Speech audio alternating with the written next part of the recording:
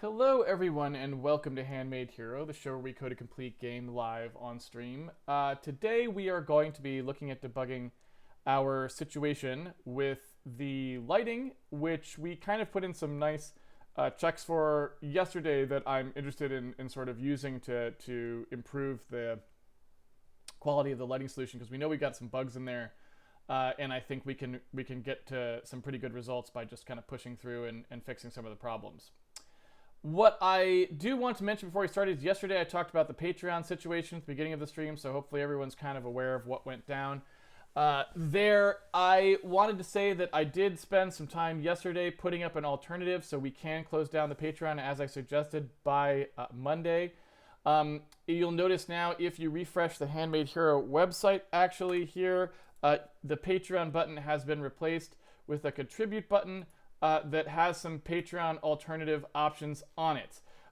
This page is just using Sendowl, the same thing that you use to pre-order the source code, which has worked really well for us, and we really haven't had pretty much any complaints from people using it, unlike Patreon. Basically, it's just a site that I took a look at what the common donation styles were on Patreon, because Sendowl doesn't support variable donation amounts. You have to have fixed ones. And I just put a stack of them on here that are all the kinds of contributions that people were typically making on Patreon, plus some aggregated yearly ones, because I noticed some people giving $1 a month. I thought it might be less fees for them credit card wise and stuff like that to just give $12 or $24 a year rather than $1 or $2 a month would probably save a bunch of money for them. So I put those on there too. I tested it out, and a couple other people have. It seems to be working pretty well. I haven't done a blast out on Patreon yet because Sendowl seems to be having a little bit of trouble sending out the subscription management links. They're timed links and they come a little bit late, and you have to ask for them to be resent. So we're kind of working with them to get that process straightened out. Everything else seems to be working well. So I think by tomorrow we should be pretty much set to just get rid of Patreon, and anyone who wants to make pledges can just move their pledge straight from Patreon here and never deal with Patreon again. So we should be on track to close the page tomorrow, just as we had suggested, and everything seems to be working cleanly. Thanks again to Sendowl for running such a great service. Hopefully they'll be able to help us iron out the last little details, but really that's about it. Yeah, and so that was easier than I thought it was going to be. In order to encourage people to make the switch, I know it's a pain in the butt to have to go to Patreon and cancel your pledge and then go over here and make a new pledge or whatever. I also decided that now that I could on Sendowl, it was pretty easy to do. I am going to be including a little digital bonus pack with anyone who pledges, and basically this is just a little zip file of goodies from me, just to say thank you for taking the time to move your pledge over. And it's something that I may update from time to time with new little goodies in it. And those are always accessible to anyone who still has an active pledge. So once you sign up for one of these recurring contributions, no matter what level, there's no difference. It's not graded by tier or anything like this. Anyone who contributes, there's just a thank you zip file that gets updated periodically as I put some things in it. And you'll always be able to kind of download it, the latest one, just like you can with the Handmade Hero source code. So that's up. Please, if you have any trouble with it, or see anything that's amiss here, like I said, I rushed it together to address the Patreon situation as it rapidly deteriorated, and to make sure that these kind of projects that I'm really grateful for people in the community for having done can still get funding. So, I tested as best I could, but what it really needs is you folks out there who are interested in pledging to try it and send me feedback. Tell me if it works. We can send this feedback to Sendowl as well. Hopefully they can help us streamline the process. I know this is not exactly what they were set up to do, but it seems to work pretty well for it. So hopefully we can convince them to spend a little time improving the process as well. So when you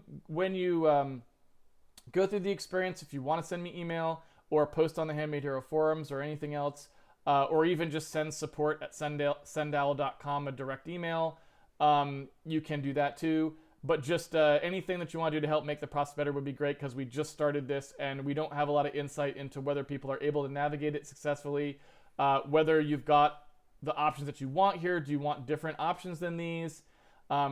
and I've already asked Sendal for the ability to customize, so hopefully someday we can replace this with just a very simple, do you want yearly or monthly contribution, or one time, yearly or monthly, and how much, so that you can just completely customize whatever you want to donate, and then we will just take that money and give it out to the projects that are currently trying to make resources, such as these or other ones we find that we think are doing a great job making things for people who like Handmade Hero that people like that would be interested in. So thanks for checking that out, and hopefully for those of you who donate on Patreon, this will be a nice solution you can move to that won't have any of the negative associations with Patreon, and that'll work nice and reliably like the source code stuff we use on Sendal that we've never really had any problem with. And Sendal also takes no cut at all. So it's only credit card fees that you're paying and tax, and it's only the government and the credit card companies that take money from you when you pledge here. Sendal actually takes no cut. They are just a subscription service that I pay to use every month. So the same thing that I'm paying for being able to distribute the source code and take pre-orders is already paying for this as well. So it's even the 5% take that Patreon was taking is now also gone. So we're even able to give a little more of your contributions out to people doing good stuff because of this move. So again, really big thanks to Sendal for being such a great service. I think that once we iron out any kinks that might still be in here, I think this will be just better all around than what people were doing on the Patreon anyway. So just wanted to get that out there. Again, I'll send a blast out to the Patreon list tomorrow after I've at least had 24 hours of people using it and letting me know if there's anything critically broken or any problems that they're having, just so I can make sure we don't have too many people using it before we know that it's that no one's having trouble. We have had people pledge with it, and it seems to be working okay other than the email delay problem.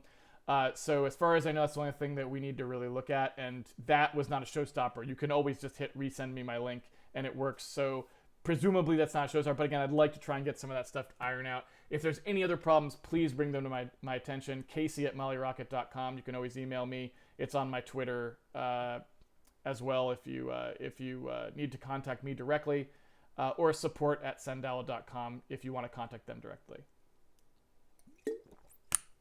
Or, of course, you can ask me something in the Q&A as well. Okay, that's about it for the preamble. Let's get started with the coding.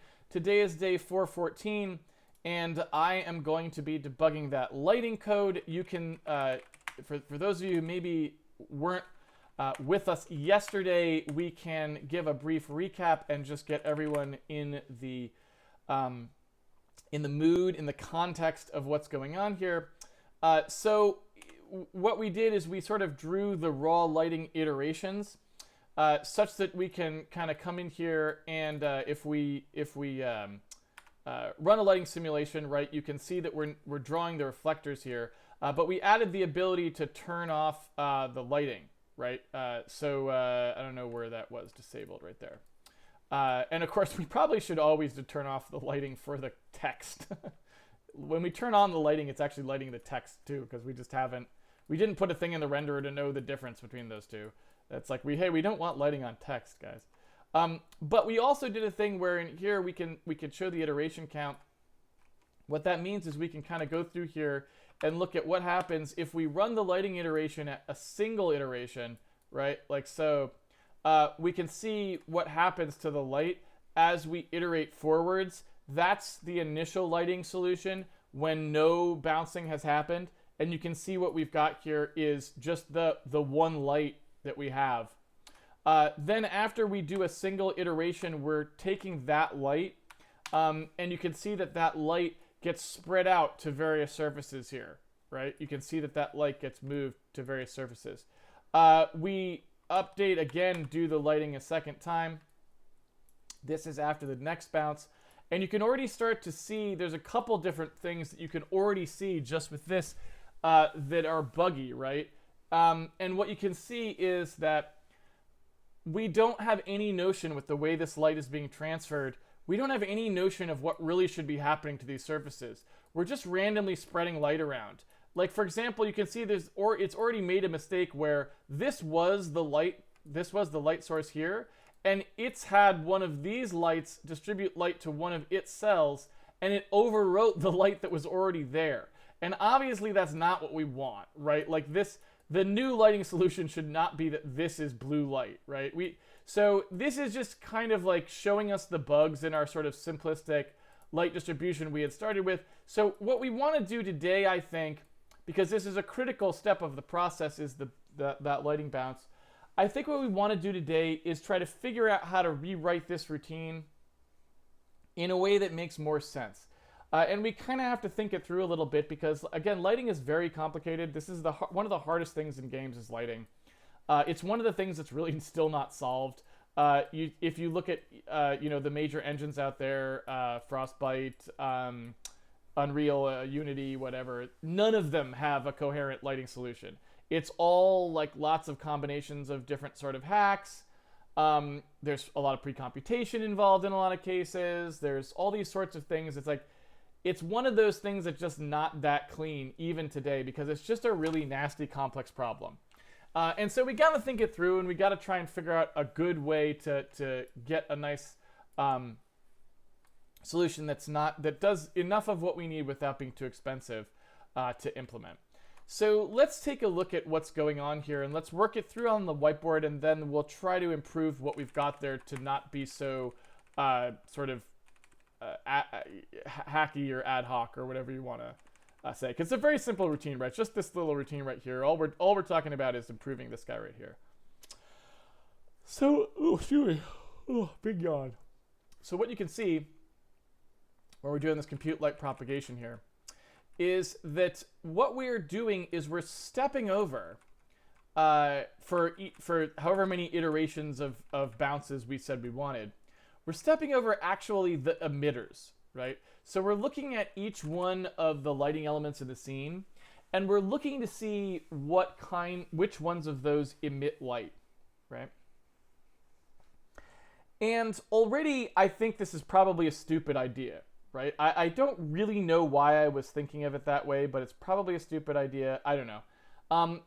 Because it sort of implies, right, that like we're going from emitter out, which maybe, I don't know. You know what, let me not call it stupid yet. There's reasons why we might want to do that. So let me just finish explaining it first, and then we can talk about it. So we're looping over all of these, the lighting elements in our solution. We're looking to see whether or not any of those elements have an emissive amount of light to give away at the moment, right? And if they do, then what we're going to do is shoot out some number of rays. And right now that number of rays is set to 8. So we're just going to pick 8 random directions, and we're going to spread that light out, right? So then what we do is we say, okay, now that we're spread this light out, we're going to go say, if we hit somebody, we're going to see what the angle is that it was hitting it at, and we're going to attenuate the light by that amount, right? And we record a weight of how many of these things shined on the surface, and then at the end we normalize that weight. So we basically bounce the light out, record how many of them we did so that we can average after, right?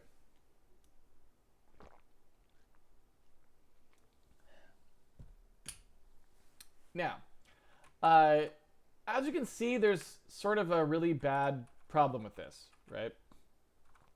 And that is that we overwrite on any given step. We actually overwrite the emission that we're going to use on the next step with the thing that we calculated. What that means is that a light source only has the first time it's got light to give it away, right? That just doesn't make a lot of sense. Like, I'm not sure why we did that exactly. It's just kind of weird, right? And so if you think about this, we probably need to like really kind of think through how we want to deal with what we're actually trying to do energy distribution wise. And we probably want to make that work in a smarter way, because lights are lights, and every time we process a light, it should probably be emitting however much it's emitting each step of the iteration. Maybe, I mean, or I don't know, or maybe we want to just think of it as there's a certain amount of photons that they bounce around. I'm not sure how we really want to approach that problem, but it's a bit weird, right? And it means things that are emitters are going to be bouncing light, and they're even going to bounce light that's not their color, which is not really what would happen in the real world. Probably, I mean, you know, especially because of the low sampling amount, I'm just going to draw for you an example of something that could happen here that I think is a pretty good indication of maybe why this is bad, right? So if we take a look at what could happen here, let's suppose we have a light source, right? So maybe this is our emitter here. And then we've got like a little reflector here and a reflector here. So let's say this is white, but this is red, right? Well, remember, we don't have an infinite number of samples. We're not throwing around billions of photons like the real world is. So while it might be a fine thing in the real world to say, let's just shoot photons out of here and let them bounce around, and if they bounce back and hit us again, we'll let them bounce again, and it's fine and whatever, it just works, right? With billions of photons, you converge on the right lighting solution. In our case, we're only sending out a few rays. So it may be entirely possible that when we send out the 8 rays for this guy, right, we send out one and we hit this red surface, right? Now this surface becomes black because it has not received any lighting incoming to it, right? This surface is black as well, right? But it reflects white, and so does this, right? So now in the next iteration, this is red, so it's going to bounce exclusively red light out. And let's say now it bounces, right? Well, let's say it bounces light to here, right? Now this will become red and potentially bounce light to here. And instead of this being mostly white from this guy's bounce, it will actually be mostly red because this surface has now been overwritten with red. But we know intuitively that if this thing is right next to the light source, it should be mostly getting the light from the light source, right? So it doesn't really make sense to be overriding surfaces like that. It's just not a particularly sensible, I think, approach to that problem. Where we're looking at how surfaces evolve over time, right? So I guess the question is just, what do we want to do, to address this problem? And I'm not sure, right?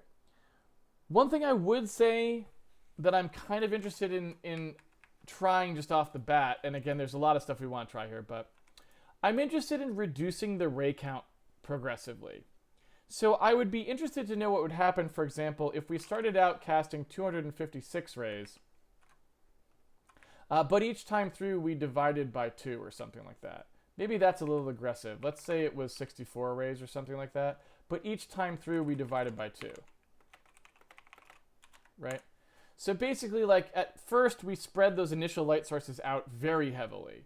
You know what I'm saying? But then on the next one, the secondary bounces is less, and then the tertiary bounces is less, and so on, right?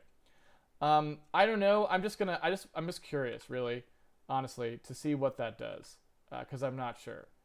Let me turn the lighting off and look at what that will do. Renderer. Oops.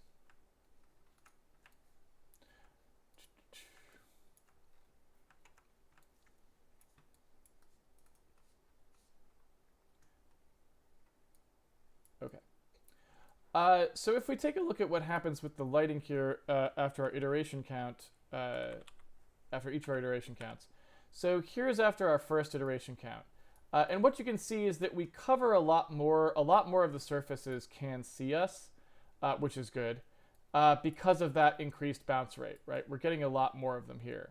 Now, for whatever reason, and maybe this is just because of poor sampling, I'm not sure what, but you can also see some weirdness here. And again, this maybe is just about us being better about the debugging. But it's really weird that no rays hit here, right?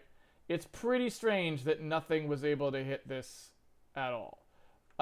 And my guess, and I could be very wrong about this, but my guess is that's because we're not really shooting out of the hemisphere correctly.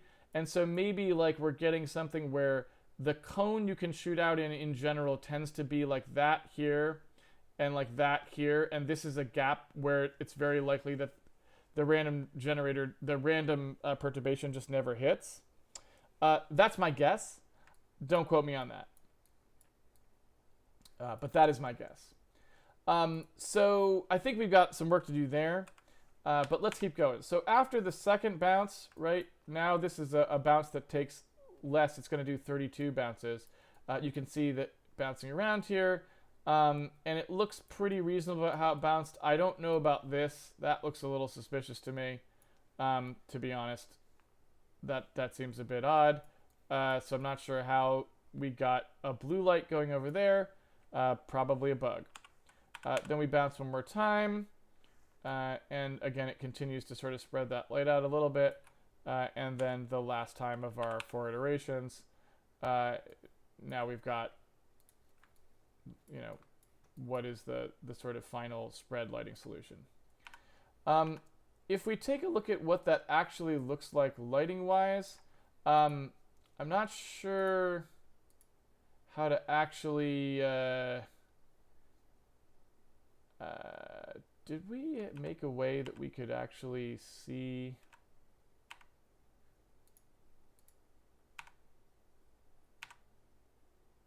There we go.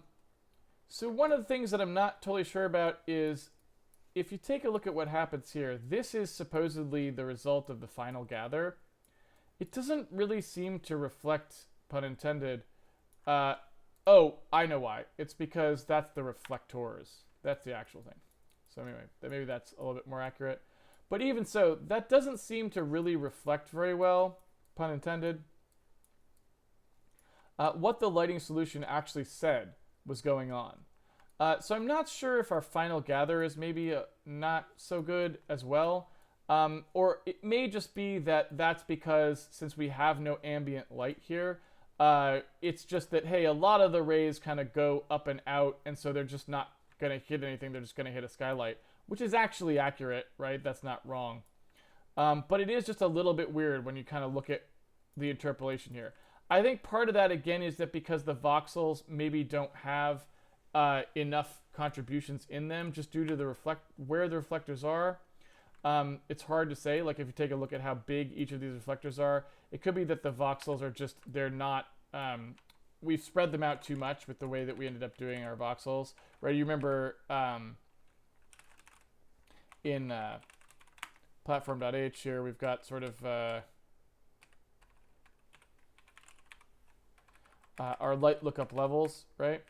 And previously, you know, we were using a much more sort of condensed voxel. The elements of the voxel were quite a bit larger, which allows more blending to happen inside each of them. And so, you know, it could be that that's just mostly what's going on there, but I'm not entirely sure. Right, you can see how it gets much smoother as we sort of allow a wider net to be cast in the voxel in terms of blending. So yeah, you know, that's sort of a separate issue that we have to deal with. But that does look, it does look somewhat reasonable. Let me see how we're doing here.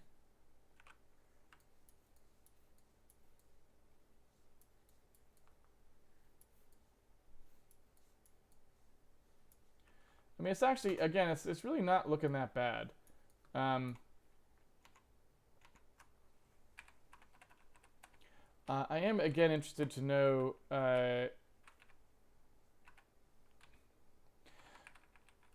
so in here where we've got that sort of like, I'm pushing light to things, this part is tough because we can't do light propagation yet. We should probably also talk about how to do light propagation from the skylight. That's another reason why pushing from emitters is not great, in my opinion. Run this guy again. Oops.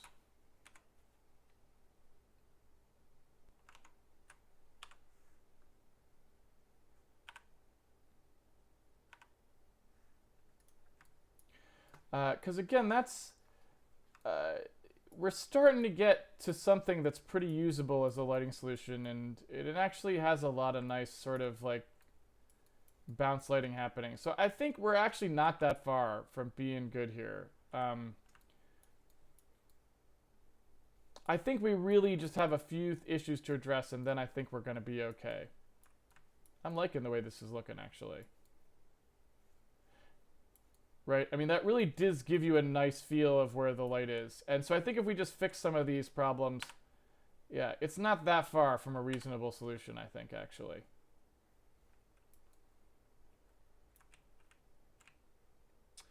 All right, so I think part of the problem is that maybe this two-pass situation is just kind of dumb, right? So let's think about this a little bit more. Let me work through this, because I've never really done an algorithm that does like this sort of like loose light propagation. It's kind of a radiosity-ish sort of algorithm, right? Let's think about this a little bit more in terms of where's my Milton at?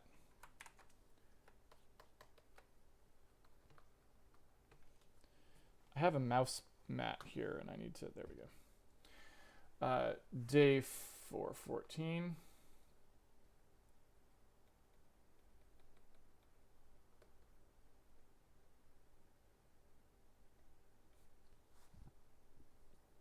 So if you think about what happens with a ray tracer, for example, which I understand better and have written more of, right?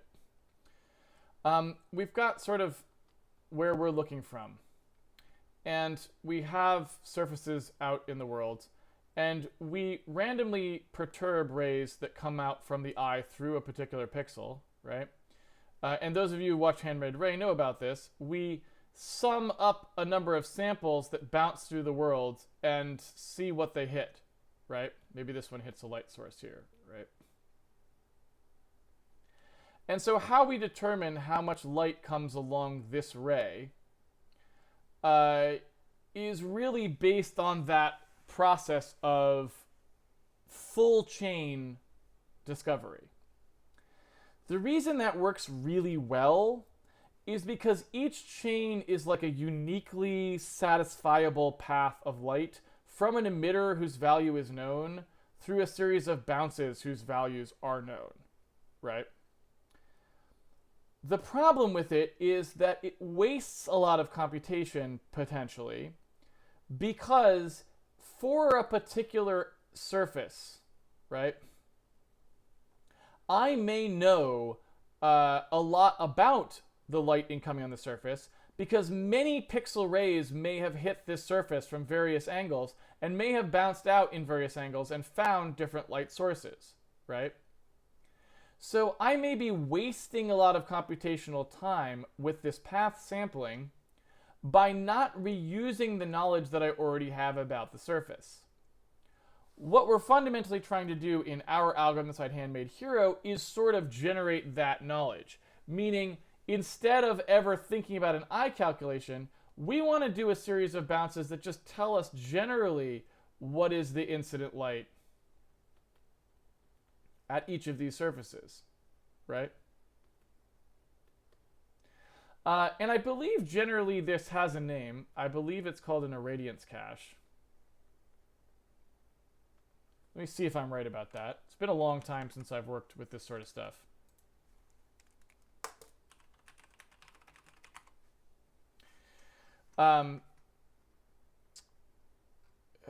Don't suppose we're going to have a Wikipedia page or anything there, do we?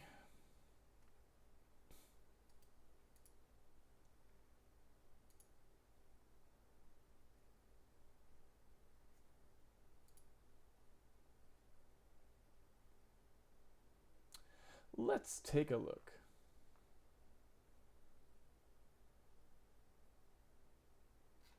Well, this is more of a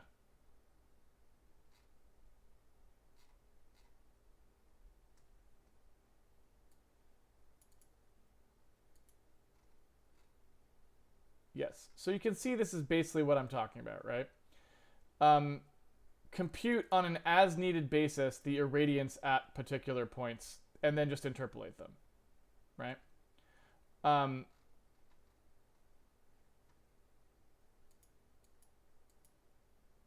So you can kind of see here. I mean, this is exactly what we're doing, right?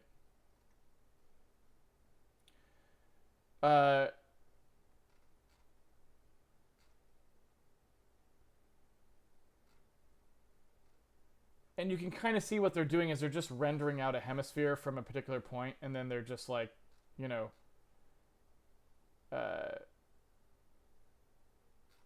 using those values.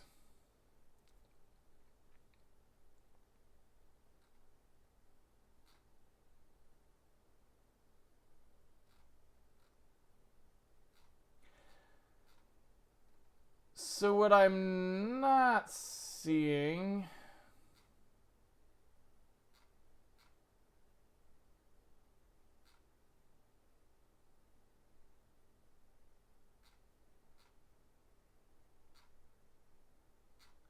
What I'm not seeing is the part that I was kind of more interested in is just how to render the irradiance cache using the irradiance cache, right? But that's the part that I, anyway, I got the answer I wanted, which is this called the irradiance cache? Yes, basically that is exactly what we're doing, right? So we're trying to make an irradiance cache here, and what we want to do, because we're really concerned about the performance here, what we're sort of trying to do is build an irradiance cache using an existing irradiance cache, right?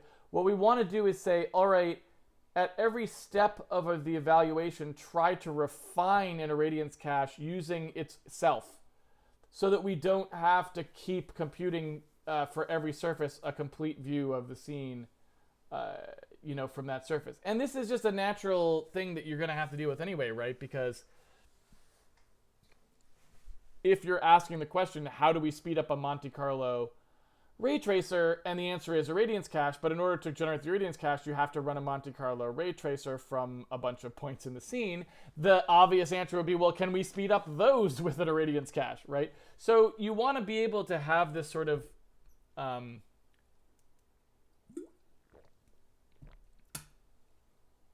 way of understanding what you're actually representing that allows you to iterate over it. And right now, as you saw, the way we're storing it as just a single emission value, I think may not be sufficient as something we can use to both compute the lighting and bounce the lighting, because it may not be, I'm not sure how to put this, but it may not be a sufficiently rich representation to understand what to do in both those cases. And so what do I mean by that? Well, so if we treated this strictly as a photon tracing problem or something like that, then we're more or less doing it correctly, right? I mean, there's some things we probably want to do differently, but the way a photon tracer would work, right, is you've got the light, and it just sends out some number of rays, and those are light. You basically say how much power was there in it, right? You send out that much light in the form of individual rays that each have a certain amount of light power they're going to distribute. And whenever one of those hits a surface, it just writes that power in. So it's like a plus of that power. And specifically, one thing we would not be doing, for example, is normalizing. So that's not really an accurate part of this process if it was photon tracing.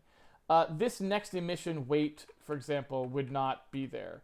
What we would have instead is just, hey, the next emit C is it adds whatever the light C is, right?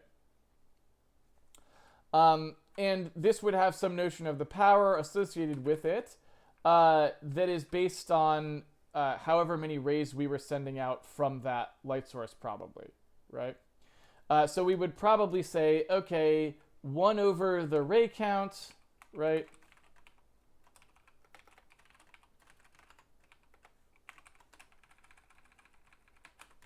is how much power is getting put out to this particular element, right? And off we go. Then inside here, when we go to normalize, we would no longer do that. So the next emission weight would not occur, right? We would just take whatever the Hadamard product was, and we would use the reflectance of the surface to modify it, right? So yeah, all we would be doing is just this part, and that's all there is to it. And then the next emission W part just isn't relevant. Now, again, I don't know that we really want to do this in a photon tracing way, but you can kind of see why that wasn't right, that we were weighting those, because we're just talking about spreading the light power out here, so there really should not have been that weighting, right? And even with just that change, you can kind of see that it looks a little more correct to what we would have expected. Like the light is kind of more localized and bright where it is, which is what we should be seeing, right? Like that actually gives a better result than what we had in a lot of ways, right? I think. And that's the more straight photon tracing method. In fact, that looks really good. Like that looks a lot better than what we had before. Let's turn off the ambient light. I want to see what those bounces look like.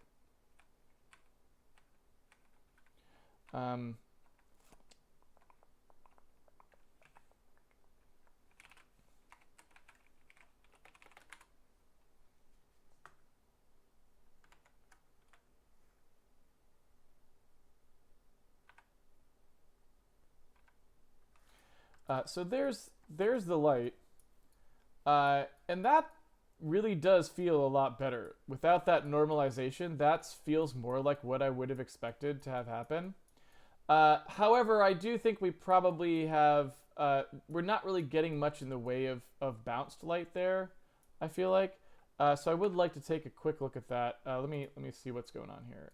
Renderer. I also don't know about that light emit W part. Emit W. What does this say? Should we switch to an integer here? No, we should just delete it.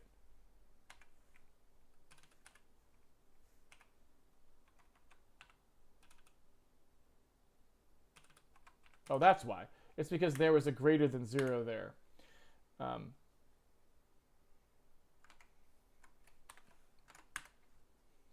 right, so this is more of a straight photon distribution, right? We're starting with a light source. We scatter its photons out. Those photons are now gone from that, so it becomes black until it gets a, what's the word I'm looking for? Until it receives light again, right? And so let's take a look at how those bounces work out. Let's see here.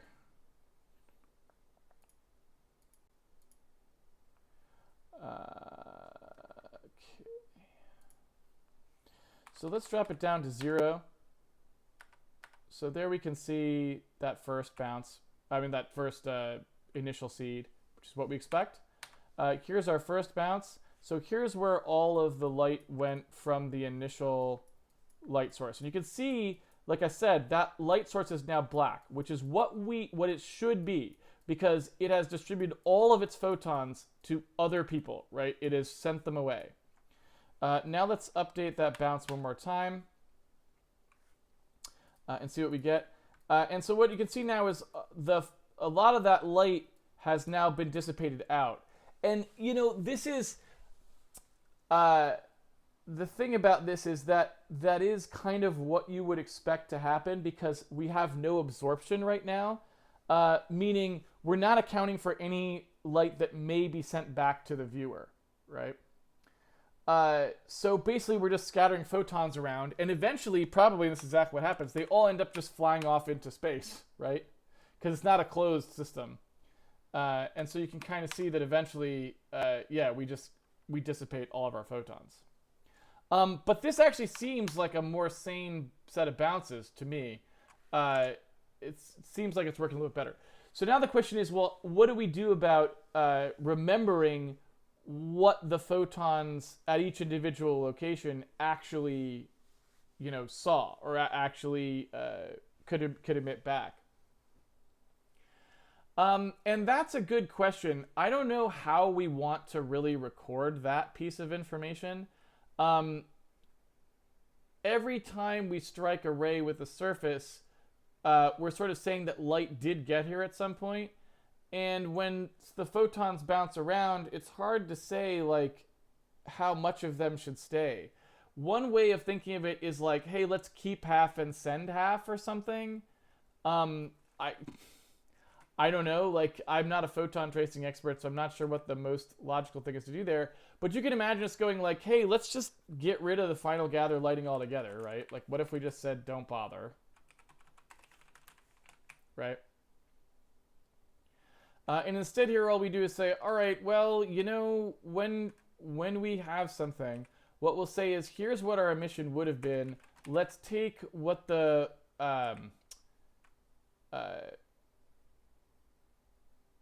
let's take for the incident light and the average direction to light.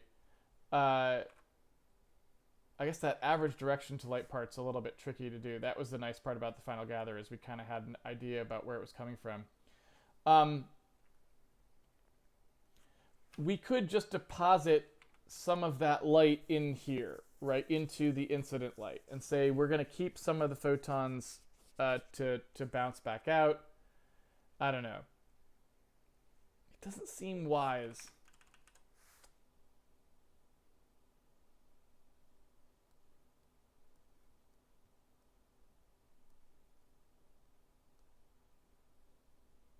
I mean, another thing we could do is sort of say that we only add light to surfaces, so it just keeps getting brighter. I don't know. I'm kind of at a loss here, folks. I'm kind of at a loss. I mean, like, for example, there's that, which is just adds light to the system. I feel like I need to do a better job, though, figuring out how I'm really going to do this. Because it's kind of a little bit loose for me. What happened there? Oh.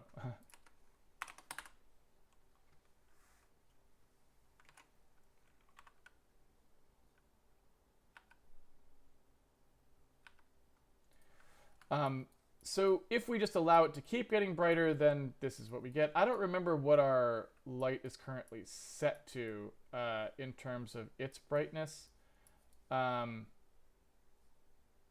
Something's a little wacky here, though, because that should be white, and it's not. Right? Because if we're always adding to the emit C, that should have... Like, this should stay white, shouldn't it? So something's weird there.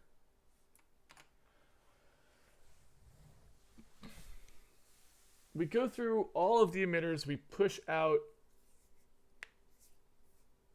based on the emit C, then we're just going to add to the emit C some more light that's the light we received.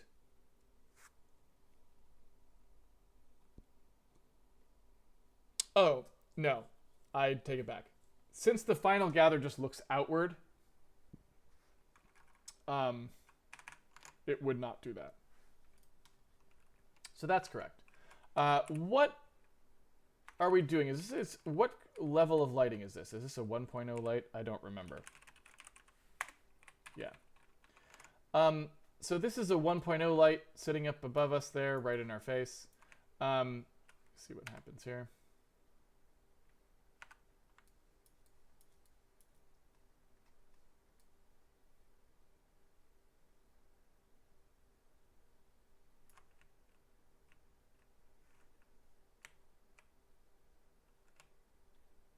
I'm going to try going like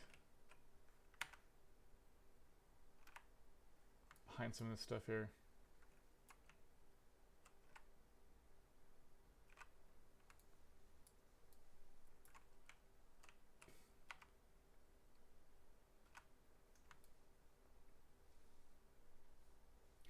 And it does seem to work somewhat okay, but it's a little odd. Like, I'm not sure why we don't get much light thrown to further away. It seems to be very localized, but I'm not sure why. I don't know if we have a distance attenuation term in there that's too aggressive or something like this. Something's up.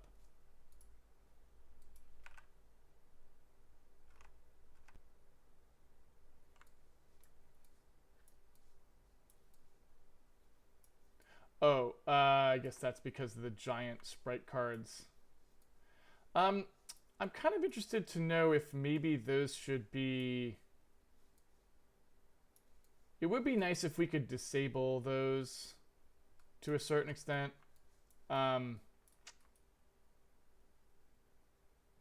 the time being, because I don't really want those in there anyway. Like, we probably don't want the hero to be an actual giant, and he won't be once we get his sprite clipped a little bit more, but he's not really supposed to be such a giant thing. That's just because the bitmap was never properly conditioned for him. He's just a giant BMP that was stuck in a directory, right? So he cuts out a lot more light than he should. I wonder if we should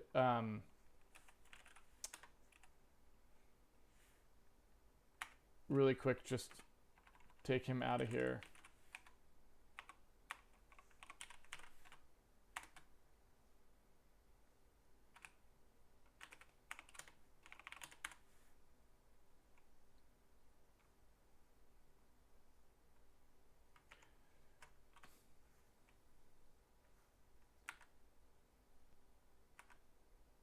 All right.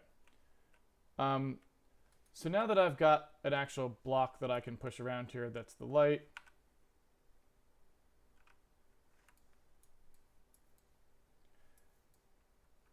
I'm interested to see how it tends to throw light around. I still think for some reason, yeah, not for some reason, I guess. I still think we have a pretty steep distance-based attenuation there.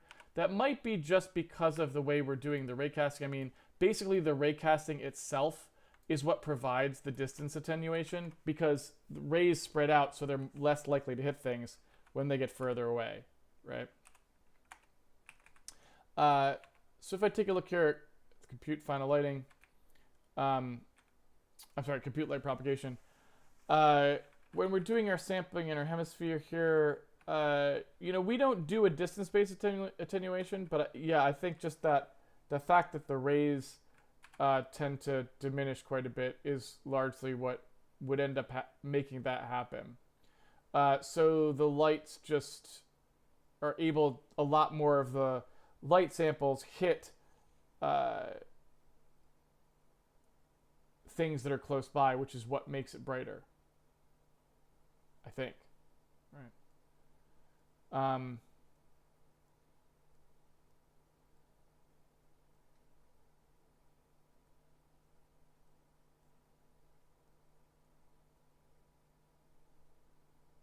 Yeah. So the other thing I'd be interested to see is if we were to decide, for example, to not do things this way. Let's suppose we did something more like this.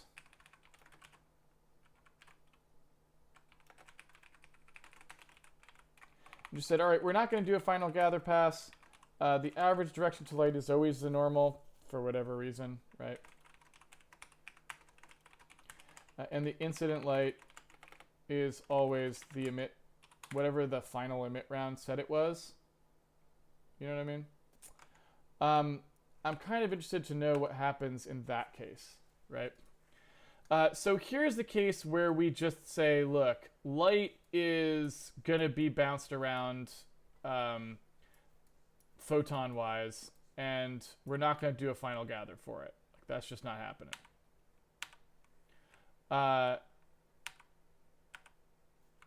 This is what we end up with. Now, I don't really know quite what to make of that, but it actually looks quite a bit better, right? You get a lot more light thrown out. It feels like that is just able to take into account a lot more of the light information that we have, just looking at it, right? So we may want to do something that just does the photons and then calls it a day. Skips the final gather. So maybe we should concentrate on schemes that do it in one pass where they're just bouncing the light around. Now, one problem is we don't really know where the light's coming from as much, but we could start tracking that too, right? We could track the incident direction So let's just go ahead and try this.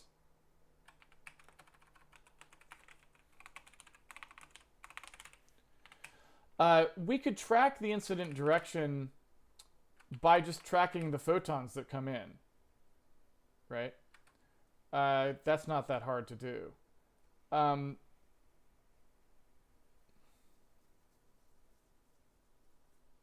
So in here, when we create, for whatever it is, when we create the incident light, in fact, I guess what we do is we still could do this, now I think about it, in the final gather we're doing here. Isn't really a final gather, it's just a thing that like bakes the averages down.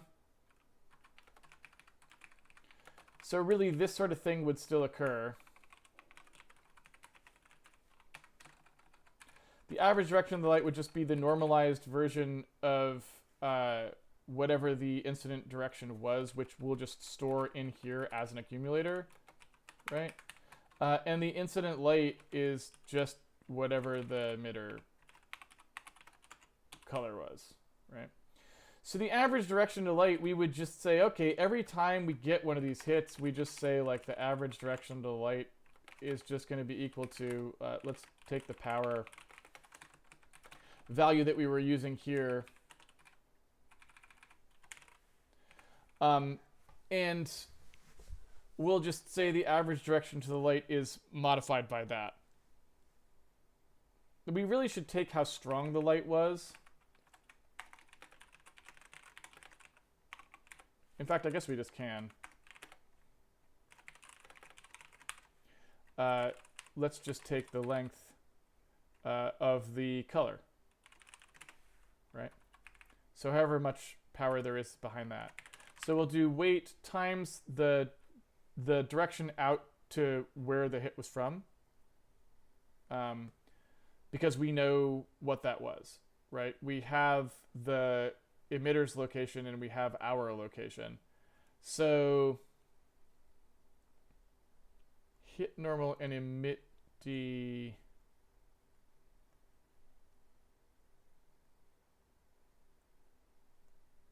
So the emit D is the direction we went in, right?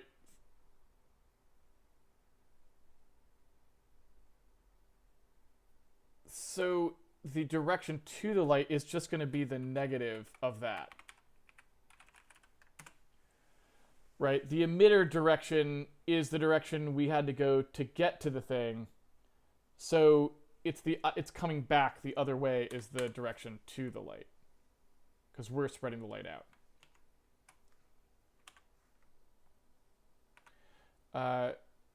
Yeah, so that should tell us the direction to the light in theory, right?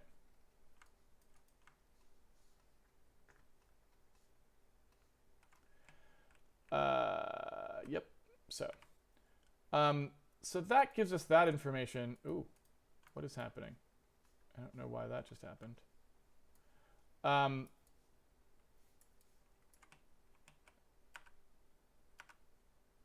So that lighting is starting to look reasonable.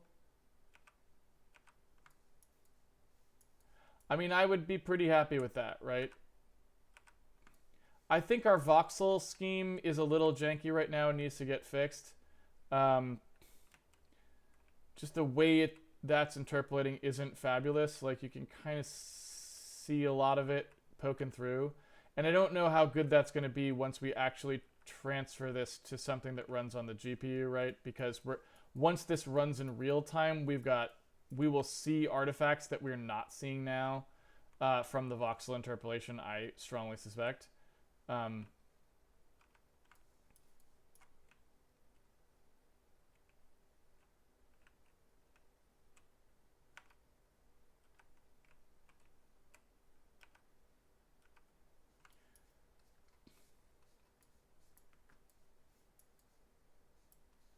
And I think our hemisphere sampling is also pretty bad. Like, I feel like we're getting artifacts because of that.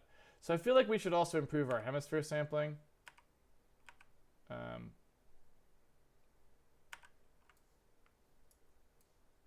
yeah. So I would say, yeah, the couple things we need to do. First of all, we should probably try to to improve that hemisphere sampling. Second thing we should probably do is we need to start addressing the sprite cards issue, because although those sprite cards want to be drawn as sprite cards, for purposes of the lighting solution, they should probably be upright blocks, right? Because they want to catch the light as if they were little like blocks standing there, probably. At least that's my assumption. So we probably want to do something like that, where everything is probably going to be a little right rectangular prism that we send down for the lighting solution. And then, when we go to actually render it, we draw it as the sprite card with the lighting being with the lighting coming from the computed samples, right? So we kind of have some work to do there, but I think we're getting closer. I think we're getting closer there. So the other thing that we'd have to do is we don't have any skylight rays right now, just things that kind of come in to propagate the light inward. And that's why I wonder if we really want to do this backwards, right? Going from the light source definitely has advantages in that it sort of concentrates things where it's probably most important to do them. But, because the skylight should be illuminating everything, I don't know how exactly, we want to account for that. We could allow the final gather to occur or just have a separate skylighting pass, right? In other words, we could say, like, okay, do a bunch of raycasts as a final thing that we do as like the last step of the process, and that's strictly there to sort of like weight the skylight in. I don't know how smart that is. That might just be dumb. But what we could do is say, yeah, all right, like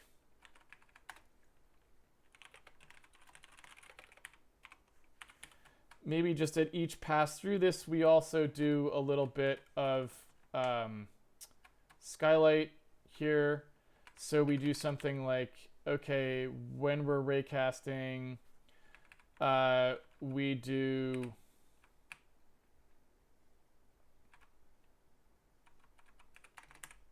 something like this. So sample the hemisphere, do a raycast to see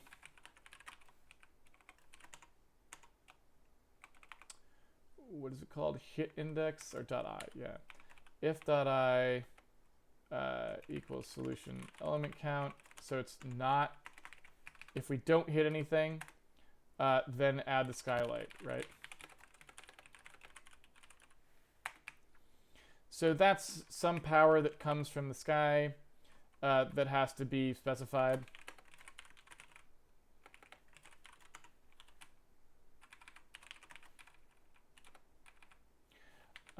And it should probably be based on the sky ray count and the iterations. So whatever this is.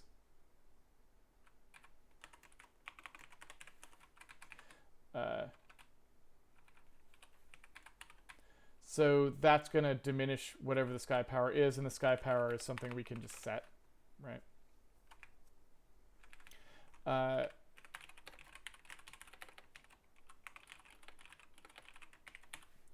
So then we could say is like, all right, if we want to add in some skylight here, then we could just say, take that sky color, take the average direction to light bit, and maybe we don't alter that. Maybe we let that not be recorded. I don't know how we want to do that exactly. But either way, we would just say like, okay, the next emit C equals sky power times sky color. And then we could still do this part if we wanted to.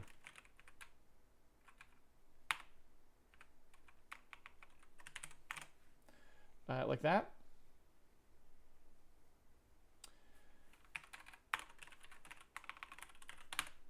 And I don't know, that's pretty ad hoc. I admit that.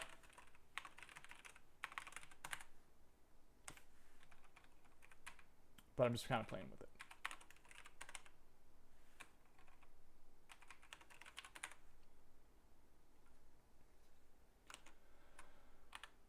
All right. So let's see what happens if I put that in there. Not much, honestly. That did not really do anything. I don't know if that's because the sky power is too weak. Oh.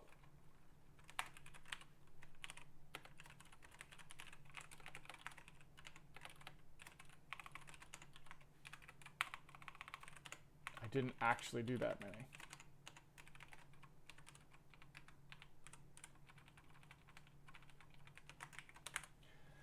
And again, this isn't really necessary if we were to just sample outward from surfaces, because we just have that in line with catching the light sources or whatever.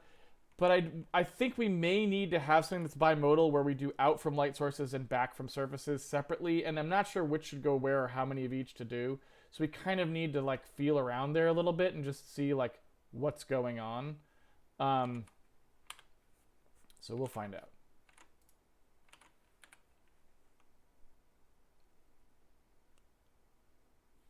I think we may also be double counting the color here. So if you take a look at this emissions, it's getting, the emission itself gets modified by, it gets multiplied by the reflection color. But we don't really want that probably for our light that we end up recording. So that's probably wrong as well. We probably need to record both of these two things.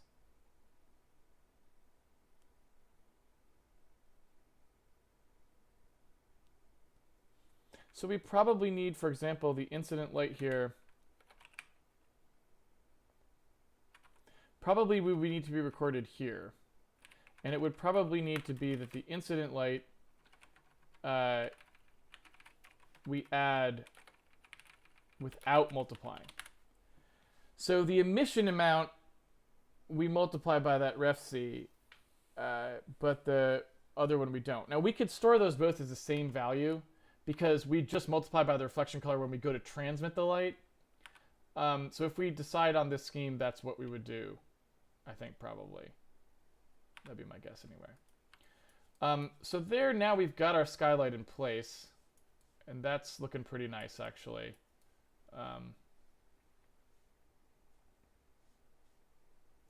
And again, I think there's a lot of bugs there with hemisphere sampling that I don't love.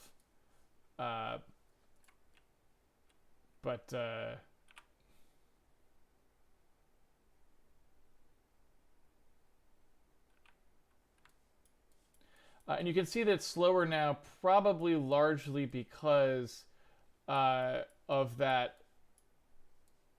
all the surfaces are light sources now. So we don't do ray casting on surfaces the outward iteration on surfaces that aren't light sources. So I think what I might want to do is, instead of having the split, this idea that we had before between like bouncing the light and gathering the light, I think what I might want to do is actually make those two just different ways of iterating. So there's a forward iteration we can do that spreads light out from emitters, and there's a backward iteration we can do that gathers light from the respective surfaces. And so maybe we just do one or two quick forward iterations of the light to take our light sources and scatter those out to everything that they touch, and then everything else is a gather-based update from then on. Seems plausible to me, maybe, sort of, a little bit. That seems like something that could, in theory, be something, in theory, that maybe happens sometimes to someone somewhere, right? Let's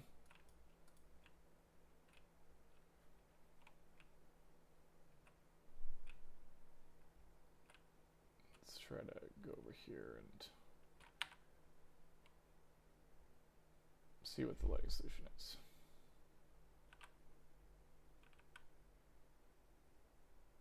That's kind of weird.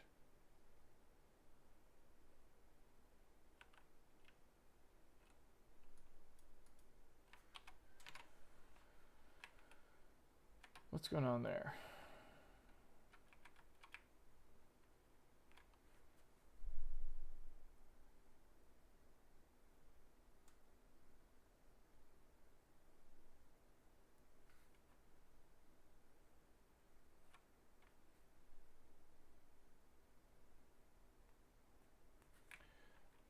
If I set this, let me see what I did there when I moved the incident light in. It seems like I'm not sure exactly what's happening there.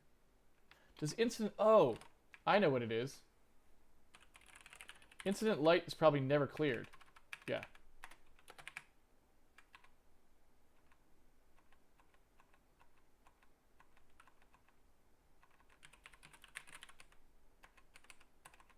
So in here where we extract reflectors from quads, we never clear that.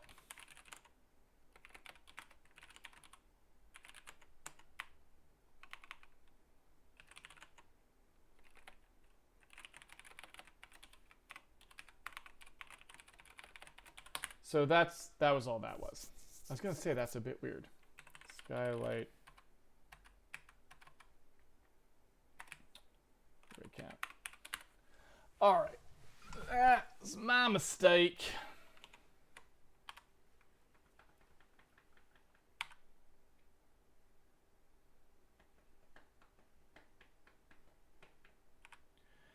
So now if I move over here, hopefully I should see the highlight move. Yeah.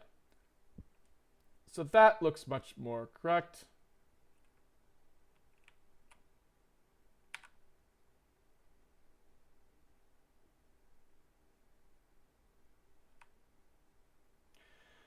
So I think that's working pretty well. Again, needs some work, but we're getting there, slowly but surely. I mean, from where we started, we're now at a pretty good. We're in a pretty good place, I would say, actually. So let's maybe take a look at just breaking this now down into the ability to do a forward iteration and something that does a backward iteration. And that way we can improve this. And maybe let's look at sampling the hemisphere better, because right now we definitely don't do that well, right? Fast generation of hemispherical samples. Let's take a look. What is this code it now? What is this? Because this was the top hit on a previous search we just did for irradiance cache as well. Is this somebody who does a bunch of ray tracing work? I don't know.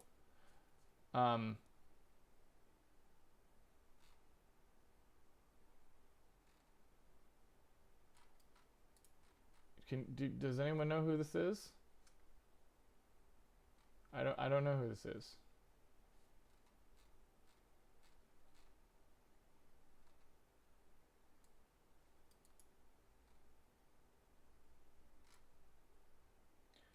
There should be like an about button somewhere,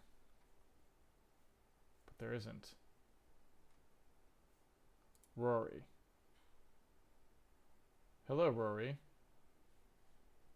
Well, I don't know. It's someone named Rory, and there's the irradiance caching.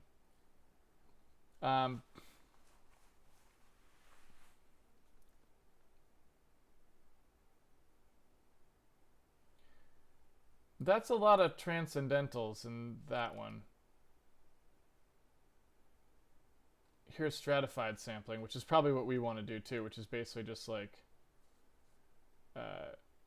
sampling in ways that you think are probably more reasonable for reconstructing the function you're trying to sample. Let's see here.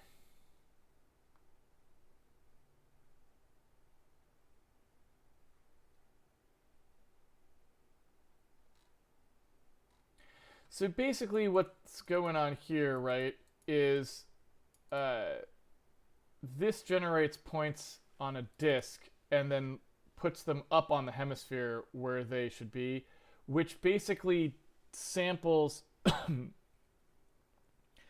sort of it spreads out the samples proportional to the cosine of theta. So what you could do is you could then take the cosine of theta out of your weighting term, because you know that you're just not sampling as much in that direction, and that becomes the weight itself, right? Unfortunately, yeah, just a lot of transcendentals there.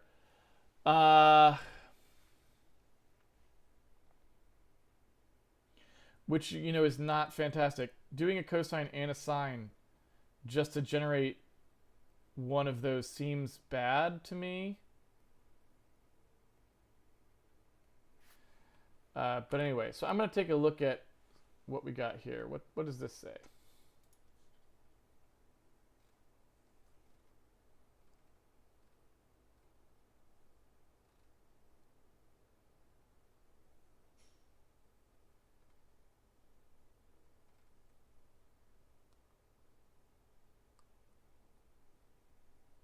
Same problem, right? All those cosines and sines.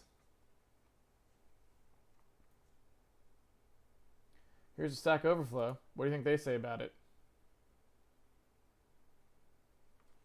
I do like the rejection method. That's basically like one where you just kind of generate and then repeat until you find one that satisfies, that is inside a disk. So rather than using the cosine and sine, you just randomly pick one in a square, and then if it's tested against a circle.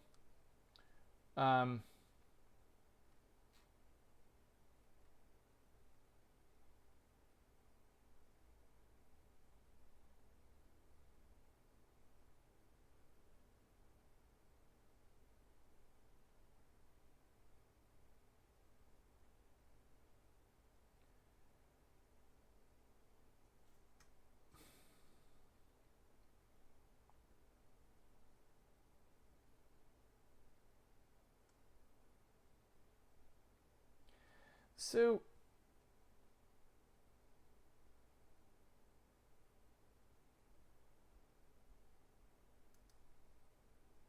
I guess one thing that I hadn't thought of,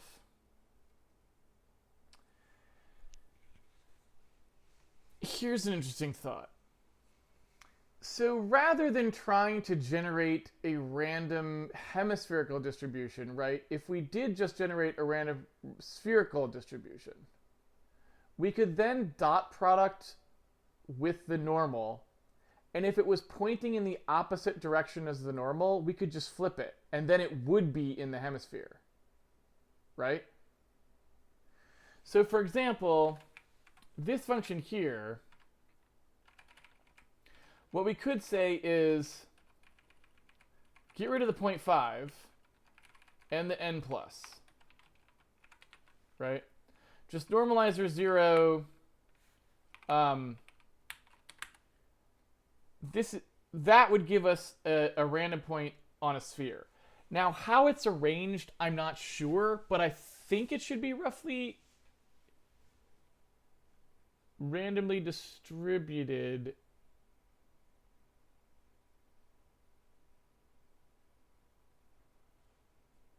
It's hard to say because it might be that it bunches up a bit because you're projecting down onto the sphere. So it may not be perfectly uniform. I'd have to think about that. But then once you have one of these, you could then say like, all right, if the inner, do this. If the inner product of the result and the normal is less than 0, then the result just equals, the negative result. That would give you a hemisphere sample that covers the entire hemisphere, and that, yeah, I think just works, right? No transcendentals, no cosines and sines involved, which is nice. So that seems kind of good, right? So I feel like that's a nice addition, and I don't know to what extent that necessarily fixes anything for us, but I think that would get rid of the sort of nasty sort of bias we had there with the hemisphere sampling holes. I'm not sure why we get these breaks in the middle here. I don't know if that's just because of the two sides of the light source being a little bit odd, or if that's more just because this is where the two elements are spread apart. I don't know if there's like a voxel boundary there or something. This is again where we kind of want to, it would be nice if we had a way to sort of measure or show things a little bit better. We could use better visualization here for sure. Also, we may want our skylight to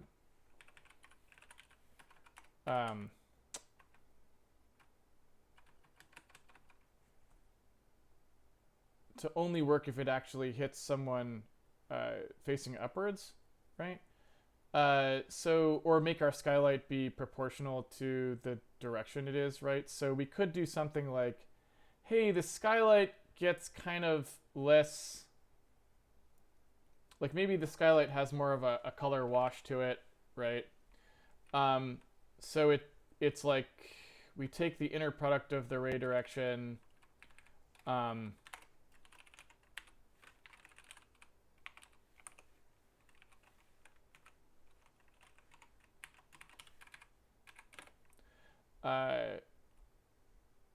like up. Which we don't even need to do that. It's just whatever the z coordinate is, right? We could even sort of make a sunlight-ish sort of a thing if we wanted to there, now that I think about it. So let's try that. So let's say we've got a sun color.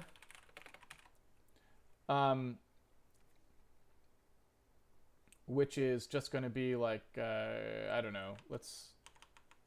I don't think I ever installed color cop on this machine.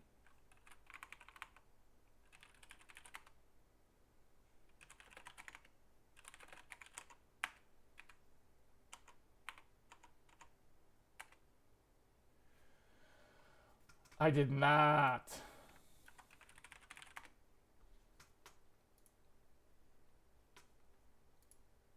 But color cop is good.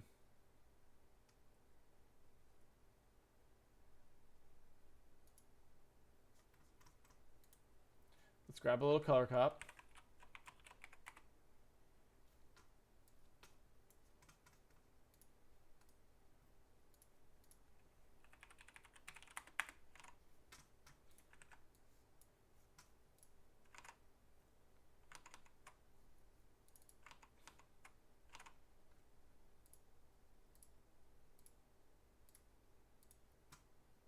All right.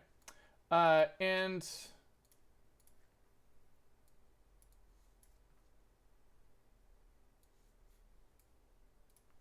let's go ahead and pick some colors here. So if I wanted like a sun kind of color here,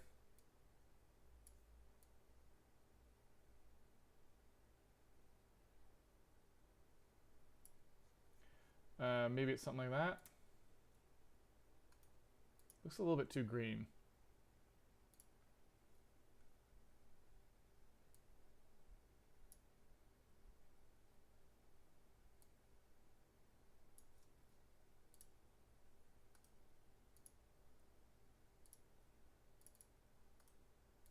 Okay.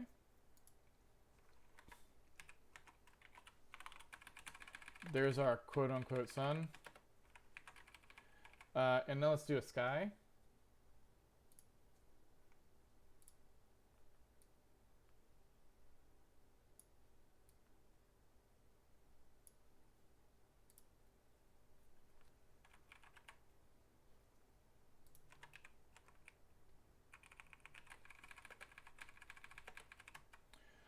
And the power level of these, of course, should be related. So what I might do is I might make these F4 kind of things here. I guess I'll still call that sky power. And I might do something here where we say like, okay, so this is sky power, but there's a lot, like the sun is like much more powerful, right? So maybe, maybe the sky color is like 0.25 and this is like 10 or something. I don't know. And so what we could do there is say like, okay, so let's suppose that we take some blend between these two. So we could say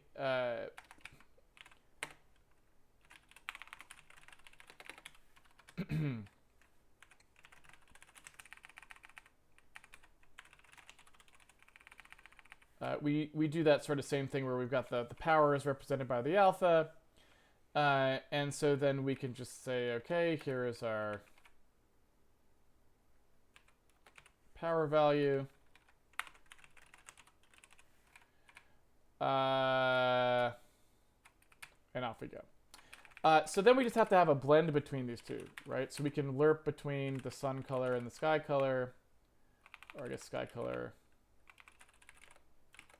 sun color, and we just need a t value that would give us like how close to the sun you're pointing. So maybe we've got like a sun direction in here, right? Maybe the sun direction is just that. And so then I can take the inner product of the ray direction and the sun direction, and that gives me the cosine between the two of those, right? And maybe I just want to clamp that, like I want to map that. I don't remember what that math function was called, but it's like clamp normalized map to range or something like that.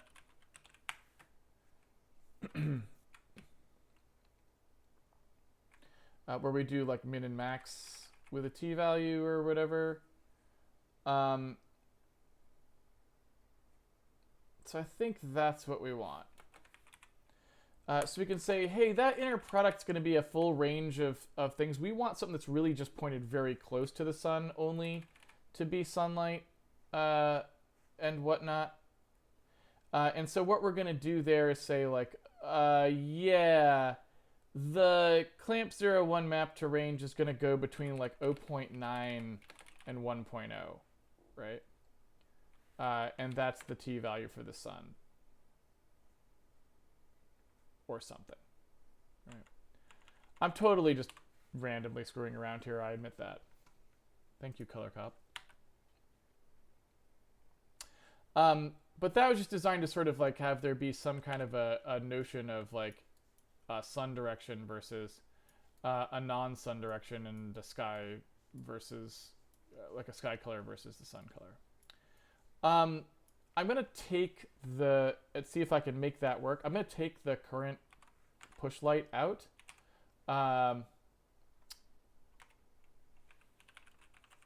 Just for a second while I fuss with that a little bit. Of course, what I probably should have done is just put a sunlight up in there, but sometimes you want to handle things like infinitely far directional light sources like that in a special way. All right, so here we've got our lighting, and I'll be honest, I have no idea what that is right there. Does anybody else? I have no idea what that's coming from, which is not great, right? Not a good sign. Unless that's people who happen to point towards the sunlight, right? But what we want to start seeing is we want to see like a brighter area and a darker area here based on whether you're pointing towards the sun or not pointing towards the sun, right? And the sun, since it's 1, 1, 1, should be kind of like up in this direction, right? And, you know, we do have a little bit of shadowing in here that would seem to suggest that slightly. But again, it's not fabulous. So I'll play with this a little bit here.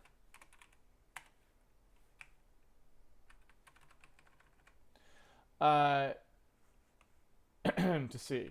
So since we're sort of slow, since our lighting solution is sort of slow anyway, let's maybe see here about doing like, oh, I don't know. Maybe we could do some more of these rays.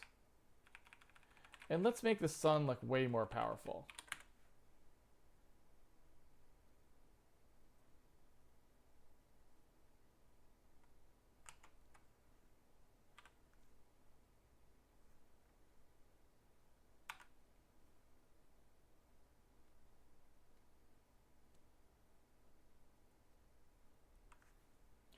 And one of the things that's, you know, kind of wrong about this, ooh, my goodness. Well, we definitely got a more powerful sun. So let's see. So the sun, so we are actually getting a bit of a sun direction suggestion in there because this is dark in here and this is very bright, right? And it is coming from that direction. But it's still a little bit wonky. Let me go ahead and calm that down a little bit. That may have been overzealous.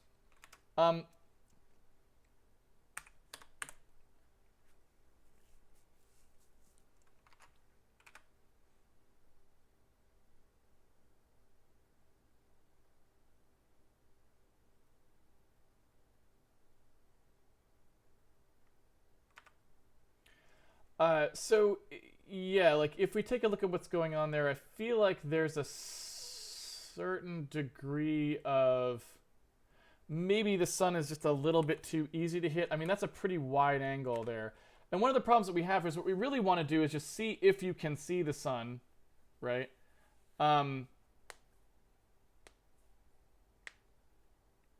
And actually, this lighting here as well is not using the cosine attenuation, which it should be using.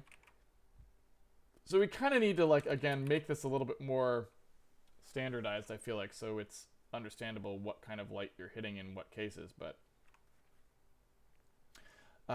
yeah, in this case, we would still also need to do here when we compute the power, like that use color A.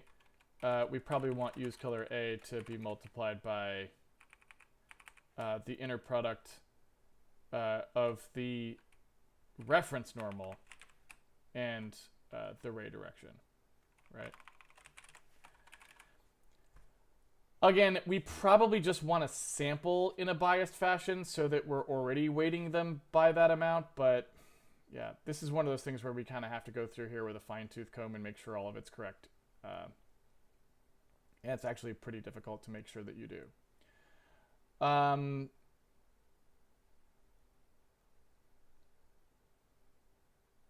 But otherwise, I think that's okay.